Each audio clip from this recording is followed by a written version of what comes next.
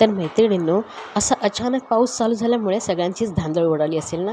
माझी पण अशीच धांदळ उडाली. पूर्ण गॅलरीमध्ये इथे पाणी पाणी झालं होतं आणि इथे विंडोची सगळी घाण गॅलरीमध्ये जमा झाली होती आणि माझा जो प्लास्टिक सपोर्टसाठी होता तो पण इतकी जोरदार हवा होती त्यामुळे सगळा फाटून गेला आणि मस्त असा खूप जोराचा हा पाऊस चालू झाला होता. मी इथे नाश्ता बनवत असतानाच मध्ये पावसाचं शूट करून घेतलेलं आहे. तर इथे नाश्त्यामध्ये मी ना मुलांना अंड्याची पोळी आणि चपात्या बनवून दिल्या आणि बरोबरच एक बॉईल अंडंसुद्धा दिलं होतं. तर इथे पावसाने आपला जोर काही कमी केला नव्हता, त्याचा जोर वाढलाच होता. आणि आज पहिलाच पेपर होता आयुषचा, त्याला ठाण्याला जायचं होतं. त्याचा नाश्ता वगैरे झाल्यानंतर मी नाश्ता करायला घेतला.